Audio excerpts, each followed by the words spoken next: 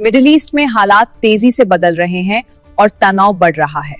हम आपको दिखाते हैं कुछ लाइव अपडेट्स ऑफ वॉर, किस तरह से दोनों देशों में जंग हो रही है।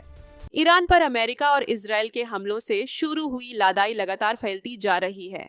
ईरानी supreme leader Ayatollah Ali Khamenei की अमेरिकी हमले में मौत के बाद मध्य पूर्व के कम से कम 8 देश ईरानी ड्रोनों और मिसाइलों का निशाना बने हैं। ईरान के मुताबिक वो इन देशों में मौजूद अमेरिकी सैन्य ठिकानों को निशाना बना रहा है। 2 मार्च को एक ईरानी ड्रोन हमले के बाद सऊदी अरब की सबसे बड़ी रिफाइनरी रस तनूरा को बैन कर दिया गया। वहीं कुवैत का कहना है कि उसके वायु क्षेत्र में 3 अमेरिकी लड़ाकू जहाज गिरे हैं। अमेरिकी सेना के मुताबिक ये फ्रेंडली फायर में गलती से कुवैती सेना की ओर से गिराए गए हैं। इससे पहले एक अमेरिकी सेना ने ईरानी शहरों पर 1000 से अधिक हमले किए हैं, जिनमें ईरान के मुताबिक 1400 लोगों की मौत हो चुकी है। देश के 131 शहरों को निशाना बनाया गया है। इसराइल ने लेबनान में भी हमले किए हैं, जिनमें अब तक 31 लोगों की मौत हुई है।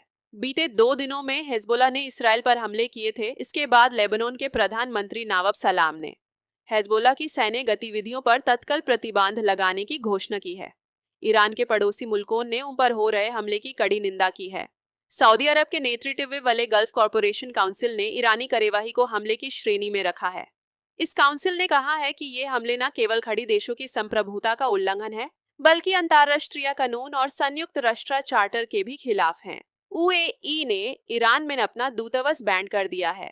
वहीं ईरान के साथ मिलकर गैस फील्ड चलाने वाले कतर ने हमलों के बाद गैस प्रोडक्शन बैन करने की बात। रिपोर्ट्स के अनुसार हालिया घटनाओं के बाद क्षेत्र में सैन्य गतिविधियां बढ़ी हैं। बताया जा रहा है कि जवाबी कार्रवाई में अमेरिकी ठिकानों को निशाना बनाया गया। कुवैत सिटी और बहरीन में सुरक्षा एजेंसियों को हाई अलर्ट पर रखा गया और एहतियातन कदम उठाए जाने की खबरें सामने आ रही हैं। जब एक साथ कई संवेदनशील ठिकानों पर खतरे के संकेत मिलते हैं, तो यह पूरे क्षेत्र की स्थिरता के लिए गंभीर चुनौती बन जाता है। कई देशों ने एहतियात एयर स्पेस पर प्रतिबंध लगाए हैं, जिसके कारण उड़ानों पर असर पड़ा है और यात्रा योजनाएं प्रभावित हुई हैं। एयरपोर्ट्स पर बड़ी संख्या में यात्री फंसे हुए हैं और आगे की सूचना का इंतजार कर रहे हैं।